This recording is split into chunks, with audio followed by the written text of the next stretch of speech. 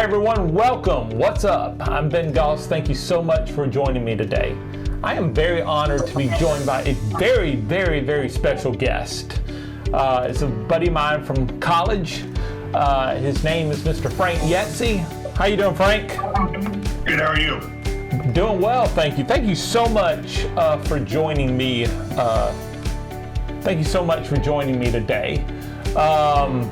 I think, so Frank, and like I said, Frank and I have known each other since 2008. And I think you're going to find Frank is one of the most genuine people that I know. He's got a heart of gold, and he's got a genuine, passionate relationship for the Lord. I think you're going to find him, find it very encouraging. I think you're going to hear he's got a great testimony, and I hope this really encourages you today. So, Frank, let's go back to 2008 a little bit. You and I have known each other, like I said, from college, and you and I got started in BCM together. So talk a little bit about that ministry and us meeting and what that ministry has done for you. Well, BCM was a Baptist Collegiate Ministries, which was a national organization, and we were in the chapter at Augusta State together. You were a member at the time, and so was I. Yep. And we just started hanging out after that. Absolutely. And you know, that was just a great time. It's one of my fondest memories of being involved in Baptist Collegiate Ministries at Augusta University. So, you know, we met a lot of friends there, and you and I got to know each other, and you knew my brother, and it was just a really cool time. So, go ahead, Frank. What? It was not a very big chapter, but there was a lot of people there that we were friends with, and we're still friends with most of the people today, and I even got to speak there once. Absolutely. No, two times. Yeah, absolutely. I knew you spoke there a couple of times, I remember. Yeah, so I mean, it wasn't a very large chapter, but it was a very impactful chapter. And so let me ask you, so let's kind of start talking a little bit about your testimony. You were born with cerebral palsy, and talk a little bit about what the challenges of living with cerebral palsy and the challenges that you face with that. Well, because of my disability, I cannot do everyday things on my own like you can. I have to have people to come in from different agencies that I know to come and help me get up and get dressed, even brush my teeth or take a shower. And my life is very difficult, but because of those people being in my life and being able to help me, it makes my life a lot easier. I'm able to go to college on my own, and I'm about ready to graduate with a degree in history. That is awesome. That is awesome. So tell me this: what do you plan? You're about to graduate with a degree in history. What do you plan to do going forward with that degree? Well, after that, with the ultimate goal of being a college professor someday soon. That is awesome. Tell me a little bit about what's your favorite aspect of history? Like, what's your favorite part of history? Civil War or a Revolutionary War. It's a tie between those two. Tie between both of those? Mm-hmm. So, what is it about history that you love so much? It's a story, and everybody tells it their own way. But you have to make sure you don't forget the little things. No. And I think one of the things I really like about history, if you know history, if you don't know history, you're bound to repeat the mistakes of the past. Yeah. So I think if you learn history, that gives you some education, some guidance as you proceed in life. Because I think we've gotten to, in society, we tend to abandon the history that we grew up with, or history of our country and all that. So that's a different topic for another day. But so I want to talk about your kind of your influences in life. I know one of your greatest influences is your grandfather. Yes. Talk about him. Talk a little bit about his impact in your life. Well, starting when I was a kid, his name was Harold Coleman. And every time when I was a kid and I had a Bible question, Papa would answer it if my mom couldn't. Or Papa would say, well, let's look it up. If he didn't know the answer, he would look it up for me. Or I would sometimes go to Sunday school with him, and we would read the Sunday school lessons together. Yeah. And he was just a great man. He had a big influence on my life. Tell me a little bit about what he did and what was his occupation and what was he? He was a carpenter for most of his life. Oh, that is so cool. That is so cool. Did he teach you how to like work with wood? Did he ever show you anything? He showed me that all the time. I remember doing that with him when I was a kid too. That is so cool. That is so cool. That is so cool. And later in life, he felt the call to the ministry and became an ordained minister at the age of 47. That is so cool. That is so cool. You know, he. I never knew him, but it sounds like he had just a passionate relationship with the Lord. He did.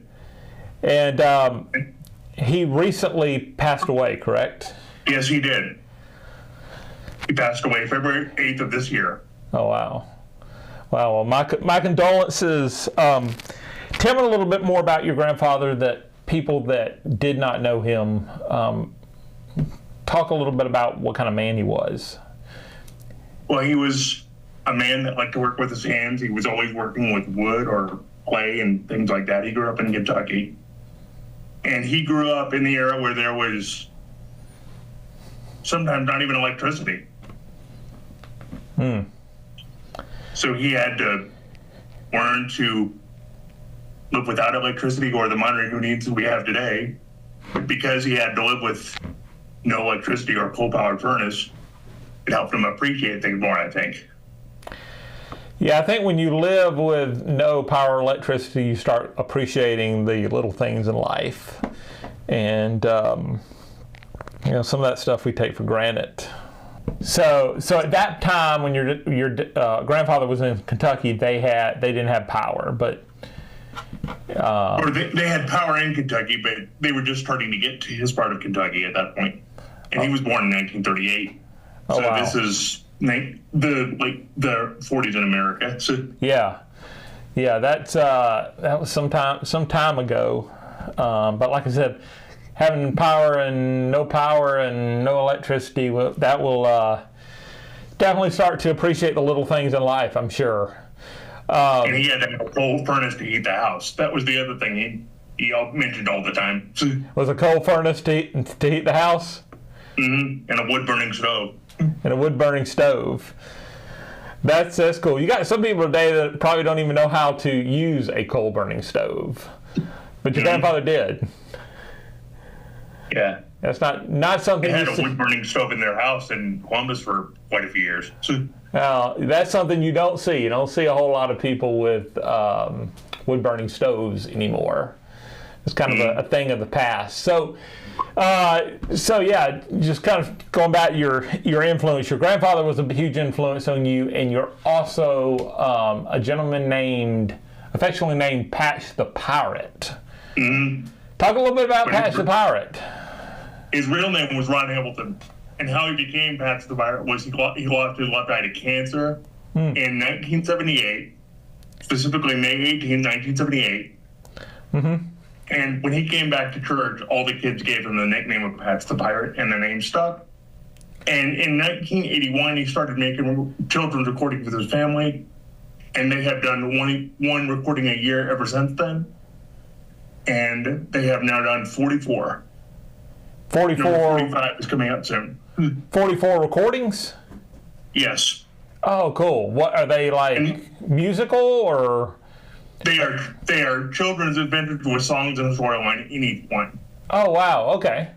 And all of the people in them are either himself, his wife, and his kids, and their friends. Gotcha. That is cool. And the name of the company that makes them is Majesty Music, but they have plenty of adult stuff too. That's cool. I'm not super familiar with him, like other than hearing you and I talk about him, but that's cool. I need to look him up. Patch the Pirate. I think you would enjoy that, Ben. You know what? I think I would. Out here in a couple weeks. Do what? His biography, it was written by his wife, and it's coming out in a couple of weeks. That's cool. That's cool. Yeah, I need to look him up. Patch the Pirate. Patch the Pirate. Does he have a parrot on his shoulder? No, okay. Actually, they just show him with a pirate patch and a sword. Pirate patch and a sword. Okay, that's cool. Yeah, I need to look him up. That is cool.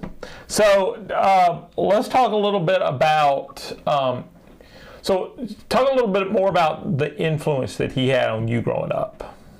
Well, when I was a kid, I loved those tapes, and my mom got a.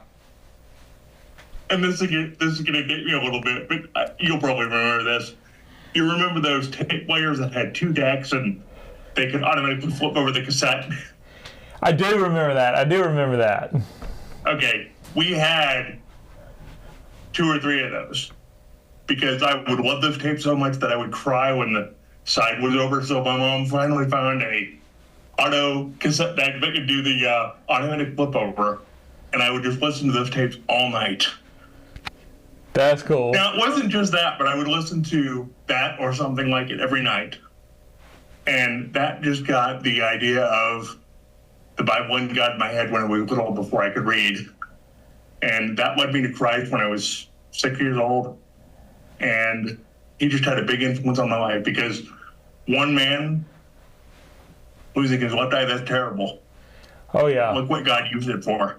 Oh, yeah. And that goes back to, you talk about a tragic situation like having cancer of your eye, and then just look at what God brought out of that. Look what God has used that in his life to give him, to allow him to reach others as ministry. And he died last year. So, that's his family's still making the recordings. So, yeah, I mean that's the thing. His legacy lives on long after he's gone. So he's still even though he's not here, his ministry continues. It's bigger than him. And that was one of his wishes before he died. Mm-hmm.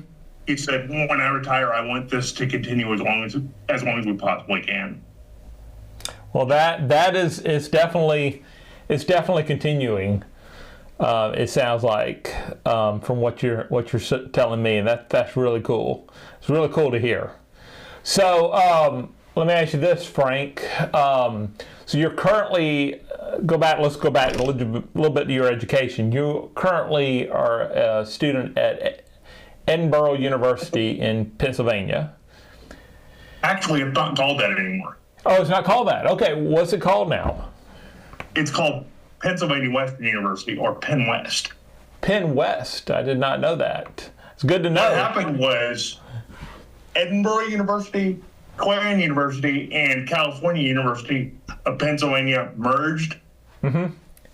And when those 3 merged a couple of years ago, that's when Penn West was born.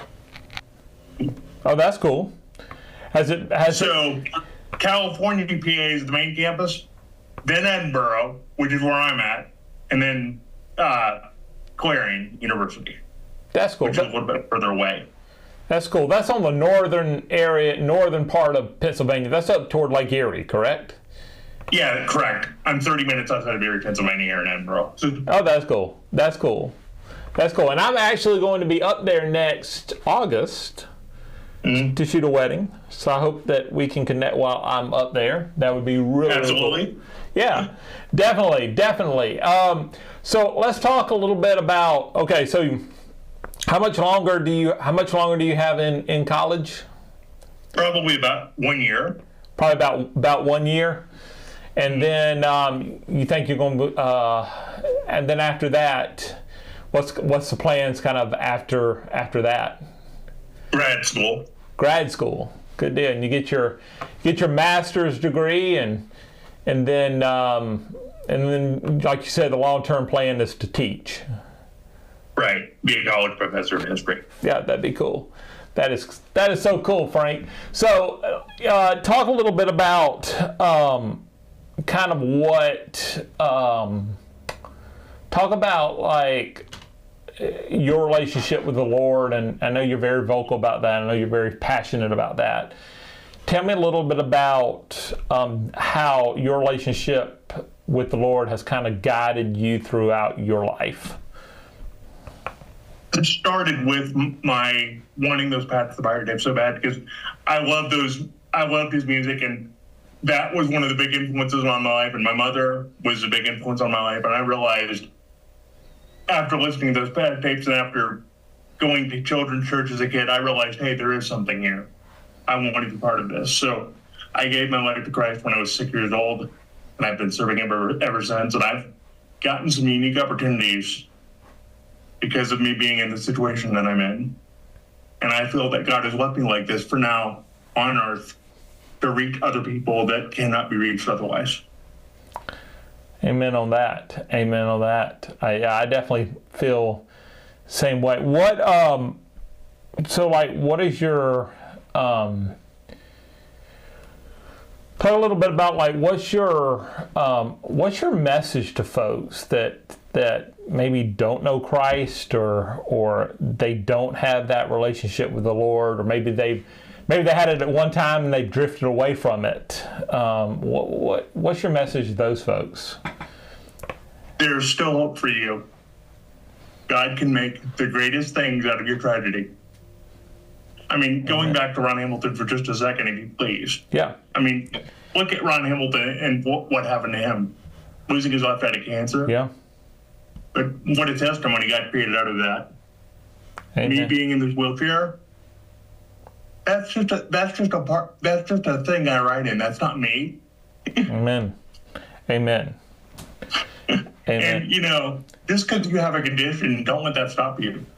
Or just because of what you've done or a sin you've committed, that doesn't mean you can't come back, That doesn't mean God didn't die. That doesn't mean Jesus didn't die on a cross excluded for you. There's still hope for you no matter what you've done. If you drift away, you can come back. It's really easy. Just confess and come back. Or if you've never been there, realize, hey, I need something here. I need to turn and start going on the right path. Okay, I'm going to talk about the times that I spoke. Yes. When I was younger, I used to be terrified to speak in front of people. And I was actually 17, or almost 17. I was a week short of my 17th birthday. And there was a problem with my back and bump. And they had to fix it. Mm-hmm. And while I was actually in surgery, I felt God pull me and say, I want you to tell as many people about your condition and about your journey as you can. So that was my first call. Mm-hmm. And I've been speaking since I was 17, and I spoke twice at BCM. And there weren't necessarily a lot of people there, but I enjoyed it and they enjoyed it, and I just used my story to minister to as many people as I could that night. Awesome. And you were there, you were there the first time, Ben. Yes, I was. I distinctly remember that. And, just how, God used you that night and spoke through you. And I don't, like I said, I don't remember, I remember a lot of BCM, but I specifically remember your talk that night. So it was a really cool time. And you helped me put the PowerPoint together for it. You know what? I remember that. I do remember that. I helped you put the PowerPoint together for that. Of course, you gave me the material, but I tried to put it as best I knew how to operate PowerPoint at that time. Frank, to close, let's talk a little bit about your college experience and what that has been like since you've been going to school in Pennsylvania.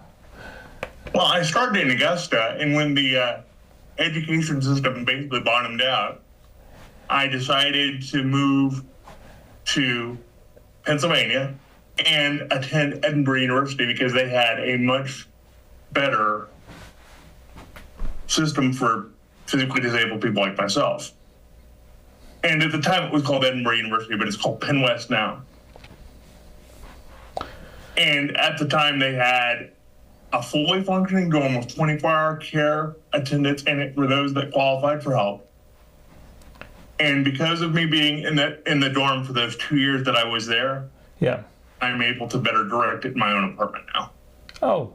And I've been in this apartment for 10 years, and I am about a mile away from campus here. That's cool. Do you think that Pennsylvania does a little bit? Do they have a little better services for disabled people than Georgia does? Way better than Pennsylvania is way better than Georgia in a lot of respects. What area do you feel like they're better? Or like what specific example do they have that is just for our viewers to relate to? How are they a little better than Georgia? Well, as I talked about before, I have people that come into my home to help me with day-to-day tasks. They're called the home health care aides. Mm-hmm. In Georgia, they have that, but I didn't qualify. In Pennsylvania, almost anybody with a disability that qualifies for some sort of waiver can get a home health care attendant if they need. In Georgia, it was impossible for me to get it. We tried numerous times. Well, yeah, that's not good. That's something Georgia needs to greatly improve in. But I'm glad you were able to find that in Pennsylvania. I got another thing we can talk about. Like talk a little bit about. I know that you're passionate also about your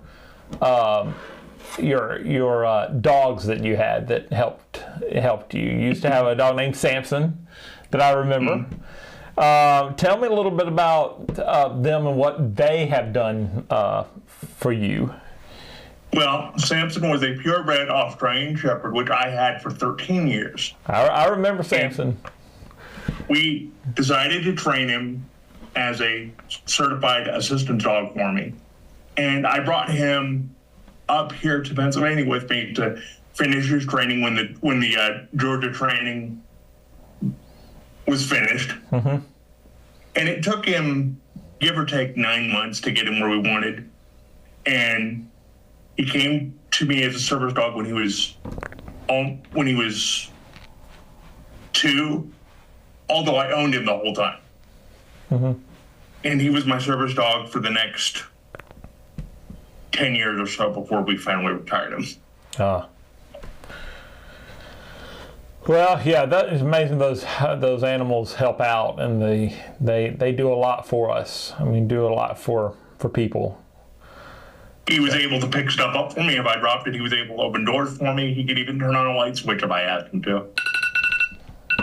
That is so cool. Thank you, Frank, for joining me. It's been an honor and a privilege to have you on the show. And you're planning on coming back in the future and join us again for another episode. Yes, you're welcome. And sure, just let me know. Will do. Well, thank you so much, Frank. And once again, thank you for being on. And we'll look forward to having you on in the future. I'll be here. Thank you. Right. Bye-bye. Bye-bye.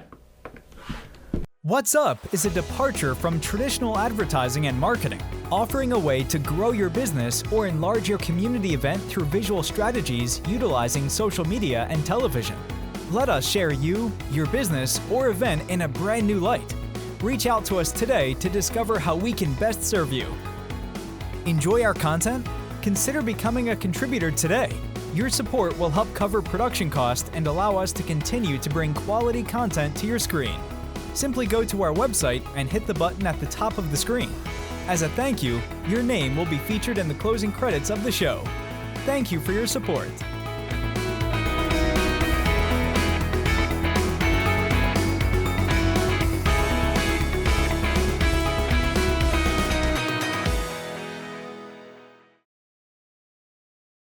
How would you like to save money on your next hotel or resort booking? If the answer is yes, then go to lifeunlimitedtravel.net and book your stay.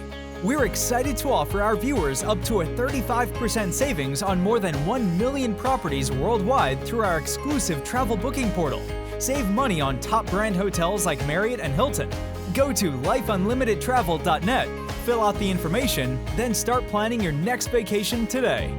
Whether it's a weekend getaway to Charleston, Orlando, or an adventure to the Bahamas, Europe, or Asia, save money on your next hotel or resort with exclusive rates not available on public travel booking websites. Simply go to lifeunlimitedtravel.net. Travel Portal is provided by Experian. Access to Travel Portal is a complimentary service to our viewers. Hi, I'm Angela from Martinez Flowers, and you're watching What's Up.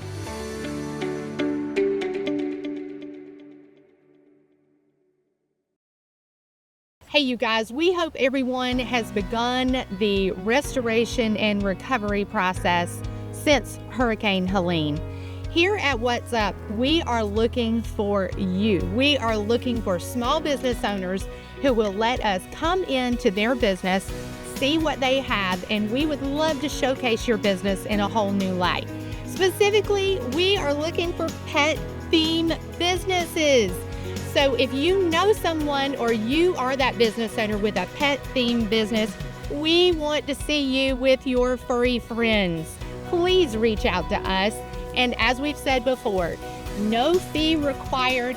We will take a production donation from your business just to showcase you on air. Social media and TV coverage, you can't beat it. Let us hear from you soon at whatsupcsra.com.